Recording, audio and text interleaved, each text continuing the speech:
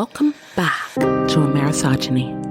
I'm your host, Hannah Blue. You're listening to episode 53, Exposing Bad Behavior All Around the World. It's early morning, folks, and I have to be quiet because I don't want to wake up my daughter or my puppy. Recording in the morning or late at night are the best times to record, so that's why I always sound low and quiet. I have a lot of stories to bring you today, so I'm going to jump right into it with an update on a story that I brought you in episode 52. Nex Benedict, the adorable 16-year-old teen who passed away in Oklahoma on February 8th. Well, the medical examiner says Nex died by suicide. And honestly, I don't know how to feel about that. According to media, their autopsy was released, and a combination of antidepressants and antihistamines were found in their system. The Owasso Police Department claims they suspected suicide in the beginning, but they didn't want to confirm the information until the autopsy was completed. Apparently, diphenhydramine and fluoxetine are a deadly combination. Now, I gotta be honest with you guys, this wasn't the outcome I expected, but nevertheless, it's still tragic. Nex was a burning bright light to all of the people who loved them, and I'm so sorry they were snuffed out far too soon. I usually don't give a lot of updates on my podcast, but I wanted to follow Nex's story to the end. I wanted to find out what happened to them. And now that we have our answer, I doubt it helps their grandma and friends. Rest in peace, Nex Benedict. We extend our love to you, your beautiful grandmother, your friends, and everyone who loved you and fought for you. Listeners, this episode is about exposing bad behavior. I'm not counting Benedict's story as bad behavior, but the one that I'm about to bring you and the other ones, oh yeah. Turn in your tickets and let's get ready to roll to our first stop, South Korea. Yeah, there's some bad behavior going on in South Korea, but it's not coming from K-pop singer Karina. It's coming from her toxic fans. I've always thought it was crazy that K-pop stars weren't allowed to date because it would send their already delusional fans in a downward spiral. I blame the entertainment industry because it sets these people up in promoting a delusional fantasy that they're single and accessible, and at any time they're going to meet the right fan, lock eyes, and fall in love. And this happens in Japan too. It's absolutely crazy to me that someone cannot fall in love and go public because of the backlash. And backlash is what Karina certainly got. Allegedly, she is dating actor Lee Jae-wook, and when the news broke, some of her fans lost their rabid minds. Now, not all of her fans are crazy. Some offered support, but others, my God. Some of her fans sent a truck to her agency's headquarters. And what did it have? An electronic billboard. And it read, "Do you not get enough love from your fans? Why did you choose to betray your fans? Please apologize directly. Otherwise, you'll see declining album sales and empty concert seats." Here's what burns me up. Just because you buy music or a few concert tickets, it doesn't mean you own anyone. The poor girl was forced to write an apology for being in love. Karina said, "I know very well how disappointed my fans who have supported me are, and how upset you're thinking about the memories we shared together. I want to make up for my hurt fans from now on. I have always been sincere to you, and still each and every one of you are truly precious to me. Let me tell you something. I wouldn't apologize for a damn thing. But I don't live over there. And we don't do that over here in the States. People may not like their significant others, but they don't expect Bieber or Taylor Swift or Drake to be single forever. That's just crazy. But these are the rules, you guys. And what the fans say, they will do. They turn on these entertainers just for dating. In 2018, when Hyuna and Edon started dating, Cube Entertainment's stock dropped several points. And both artists were suspended by Cube for dating. I'm going to wrap this up very quickly because I think this is just idiotic. These entertainers, the people these delusional fans love so much, are never going to pick you. It's never going to be you. I'm sorry. Why? Because you're crazy and you don't respect boundaries. And thank God this girl has sane and rational fans. Someone posted on social media, no idols, K-pop stars, should apologize for dating in 2024. Another commenter wrote, apologize for loving someone? You don't need to do this. And she doesn't. And guess what? The craziness extended into China too, because one of the members is Chinese. Weibo is a site that's kind of like Twitter. And one person wrote, if she really cherished her fans, she wouldn't have fallen in love in the first place. What makes these crazy ass fans think they're number one in the lives of regular people? And that's what they are. They're not gods and goddesses. They're regular people. But that's how the industry sets it up. I think it's crazy, but you know what, guys? It's never going to change. I just feel sorry for the girl. And who wouldn't feel bad for her? These comments are insane. Here's another comment from Weibo. What the fans really want to hear from her is that she has broken up and maintains no contact with the guy. And another said, how can she appear to be so burdenless and carefree after all of this? Happily in love while hanging fans out to dry as if nothing happened? She can't have it both ways. She absolutely can and should have it both ways. And these people need intensive mental health treatment. You don't sit high enough to dictate whether or not someone can fall in love. If there's one thing I hated about the K-pop industry and K-pop fans, some of them, not all, it is the possessiveness. It's thinking they know these people when they don't. They're strangers. It blows my mind how insane some of them are. Because you buy music, you go to concerts, and you watch a few TV shows and you think you know these people. I don't miss all the fighting on social media. I don't miss the crazy people trying to check others over people they have never met. Disgusting behavior.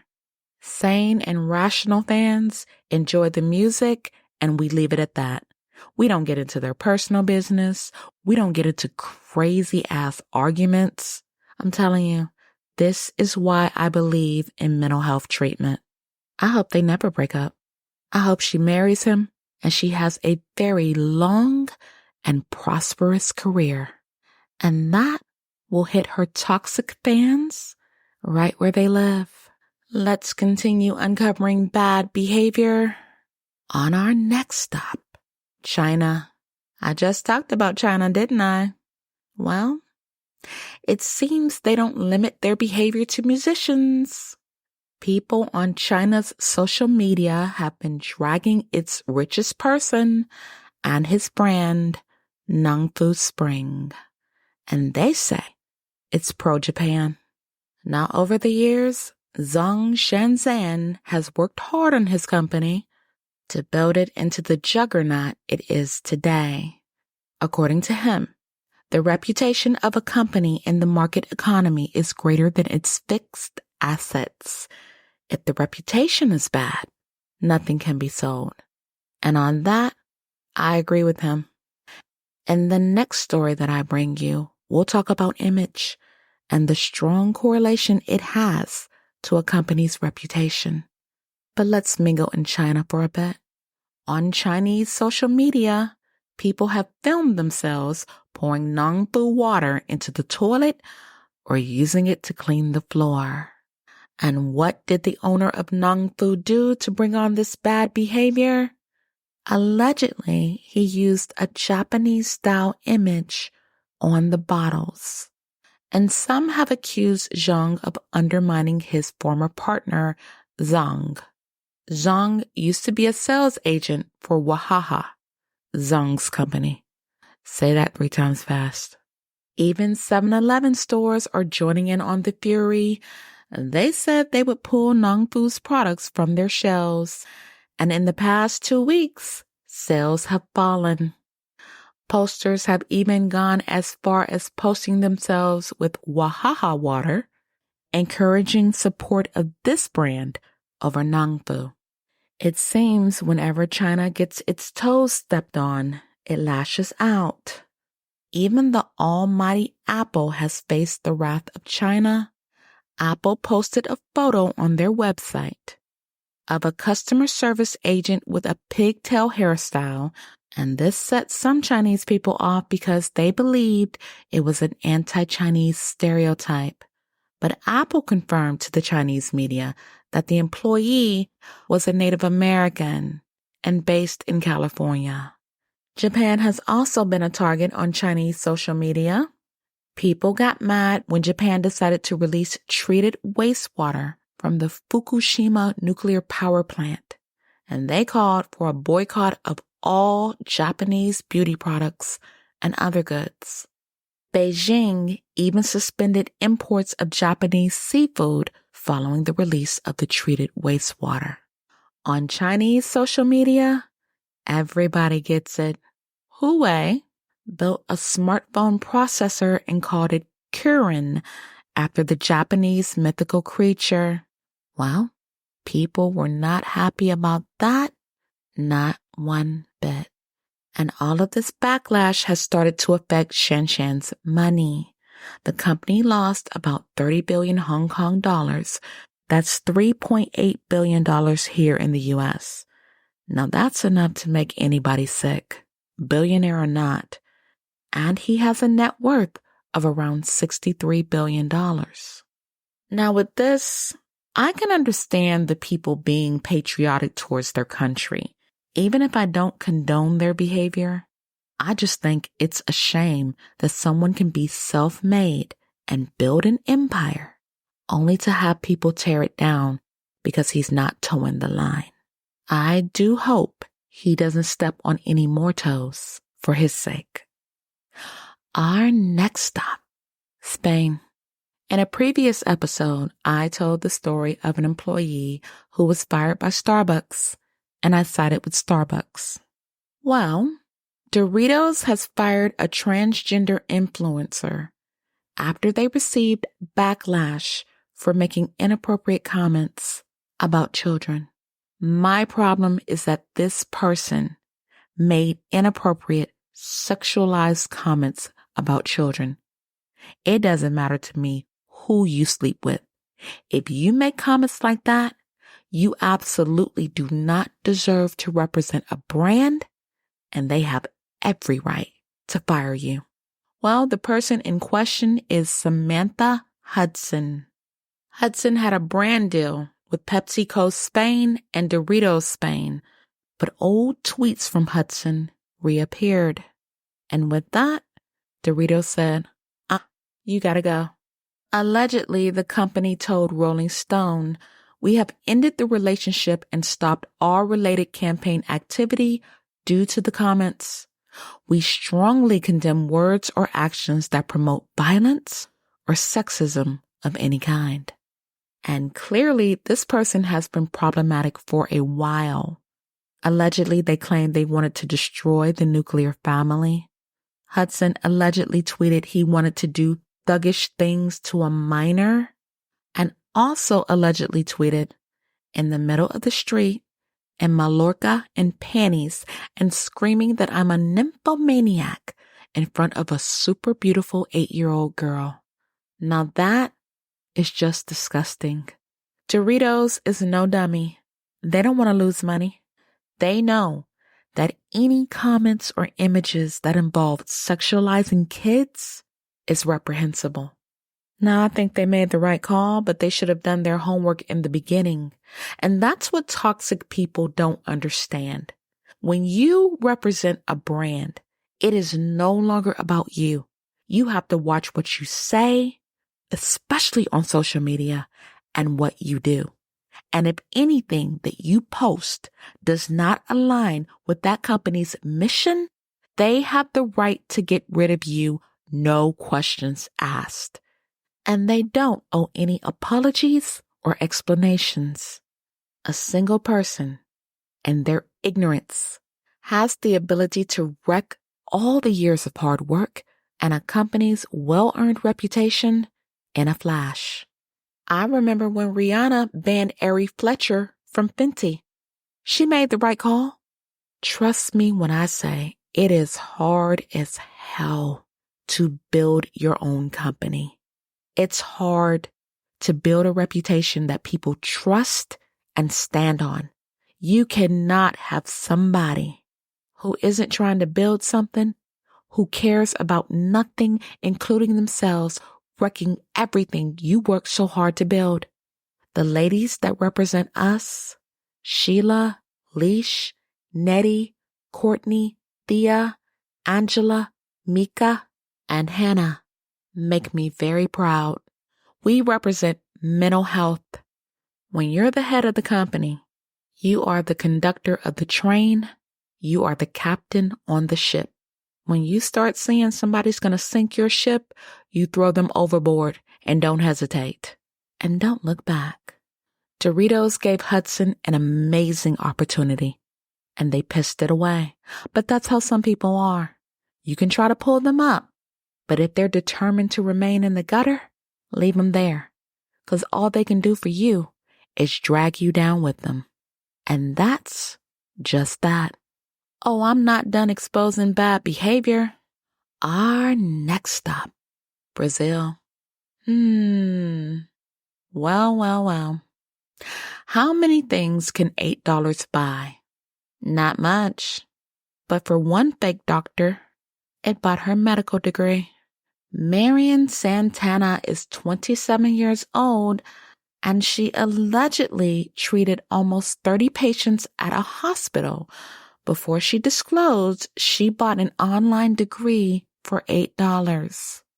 Police took her into custody on her first day at a facility in Carrados, Sao Paulo. And clearly, Miss Santana is not the sharpest knife in the drawer, meaning she's not too smart. She bought a degree for $8 that said she completed her coursework in 2022, but the degree program didn't begin until that year. Now, clearly, there were red flags. Other doctors became suspicious and checked her registration number and found that it actually belonged to an actual doctor. And she had the nerve to be taking selfies in a uniform. And what did she do before she decided to become a fake doctor? She was a speech therapist and earned around $802 a month. Or so she claims. Police didn't confirm it. Santana was arrested for illegal exercise of a profession, ideological forgery, use of a false document, danger to life, and attempted embezzlement. Santana is housed at Tupi Paulista, awaiting her judgment. Our next stop, Cincinnati, Ohio. An employee was arrested for leaving people with developmental disabilities in a van while she went shopping in Walmart. Now, she knew better. She is Pamela Shaw, and she faces multiple counts of patient endangerment and patient neglect. The van held Shaw, her son, who is not a qualified caregiver, and 3 people with severe disabilities, and all of the people need 24/7 care. She left these 3 patients in a work van while she shopped for personal items. My take, just by looking at this woman, she's old enough to know better. But we know chronological age has nothing to do with mental age. If you want to go shopping, you do it on your own time. You don't do it when you're caring for people who can't care for themselves. And you guys know me. I'm an advocate. What she did was 100% wrong. She should have been arrested. Period. You know, lately I have really been dragging some states, meaning airing out their public business. Our next stop, still in Ohio, folks. Georgetown, Ohio. A mental health facility closed down. Now that's not very shocking. It happens every day. Here's what's toxic. They only gave employees 2 days' notice. Now we know an employer expects a 2-week notice before you quit, right? Yeah. So to give these people only 2 days' notice before informing them they would no longer have a job was cruel. And people can say all they want, well, Ohio is an at-will state. That doesn't make it right. People still have bills. They need to buy food and clothing. You don't just leave somebody out to hang like that. And what about the clients? The ones who were going there for mental health treatment? What about them? Georgetown Behavioral Hospital is in Brown County. It was licensed to have 24 patients and serve people from Ohio, Kentucky, and West Virginia. According to Rebecca Rudd-Cumbis, who was the director of community outreach, said at times they would have between 19 and 20 patients receiving treatment at one time. She said the center was like family for staff and patients. According to Rudd-Cumbis, they were not on a unit with 60 other people, and the individual attention and care they received was just exemplary in that unit. I'm always advocating for getting the treatment you need, but for a facility to just shut down like this, it's sad. The staff was told the corporate owner was looking to sell the facility, but in 2 days, they learned the facility was closing and Friday would be their last day. Staff who weren't on duty that day listened in by speakerphone and learned they would no longer have a job. According to Rudd-Cumbis, devastating, shocked, a lot of tears, a lot of disbelief. It felt very defeating. The executive director of Brown County Board of Mental Health and Addiction Services, Deanna Vitzi, said, the sudden closure was a shock to her and devastating to the community. She said, we had so many plans for things. They were going to be able to be a huge complement to our system that we were all very excited about. Pretty fresh ideas and newer players into that. Vitzi has offered to help the clients find new facilities for treatment. She says, we don't have any other facilities of that level of care in Brown County, but I can help them find a place outside of town.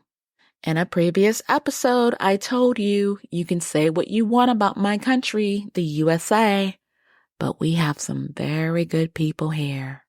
Rudd-Cumbis said her phone had been ringing off the hook. And from who? People who want to employ the newly displaced employees. And more good news, every patient who went to Georgetown Behavioral Hospital found a new facility to continue receiving the care they need. Now media reached out to Oglethorpe, the company that owns Georgetown Behavioral Hospital, to find out why it was nasty, That phrase is from Charlotte's Web, you guys. I do that from time to time. And not giving employees any notice. But of course the company hasn't answered, and they won't. But what they need to know is, karma is punctual. Our last stop, Nebraska. I hate ending on a note talking about a trash mother, but this baby is so cute. I wanted to bring her story to light. You guys know I'm an advocate for kids, especially if they're disabled. And this little cutie, Liliana, is only 4. Well, as adorable as she is, she has a trash mother. And that trash mother tried to hide her bloody clothes after the baby was attacked by the boyfriend's dog. What makes me happy, in spite of this tragedy, both the mother and her boyfriend were arrested for obstruction. According to police, after little Liliana was attacked, her mama, Danielle Stratman, who was 25, changed the baby out of her blood-soaked clothes and hid them under a bed when police came to the house responding to a call about a child being bitten by a dog. I'm not going to go into what the dog did to the baby because it's too gruesome. But the dog belonged to her mom's boyfriend, who is Greg Prester, 42. The dog was surrendered and euthanized by the Nebraska Humane Society. Now, I'm a dog lover, but if a dog attacks a child, then they should be put down. I cannot stand when people say, my dog doesn't bite. My dog is the safest dog in the whole wide world.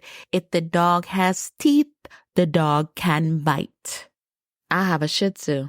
Hershey has never bit me or my daughter, but I will never say Hershey won't bite. If Hershey gets ready and under the right circumstances, Hershey is gonna bite. And that's just that. Little Liliana is out of ICU, but she had 2 surgeries and she's going to need therapy for her trauma. Of course she will. A GoFundMe account was launched by Liliana's great aunt Kimberly Lane Coturba to help cover her medical expenses. Liliana was born with spina bifida. It's a birth defect that affects the development of her spinal cord. The mother had a no-contact order put in place that stops her from seeing her daughter after she was arrested for child abuse and domestic assault. You know, some women should never have kids. And the boyfriend was no Boy Scout. He's been convicted twice for theft, and that dates back to 2006. He was also cited for harboring a dangerous dog and pet damaging property. Danielle Stratman was in custody at Douglas County Correctional Center, being held on a $150,000 bond. She should never get that baby back. And at this rate, it looks like she won't. I hope that Liliana is in a safe place and she gets the medical attention she deserves. Well, folks, you know I enjoy taking a ride with you every week. But all good things must come to an end, at least for this week, because I'm out of time. If you learned anything in this episode, feel free to follow me. By now you know where. Podbean, Apple Podcasts, Google Podcasts, YouTube, Samsung, Spotify, iHeartRadio, or wherever you listen from. The weekend is almost here, you guys. I want you to be careful and take care of each other. And also take care of yourselves. Be easy. I will be back with more stories. Have a great weekend. And as always, God bless.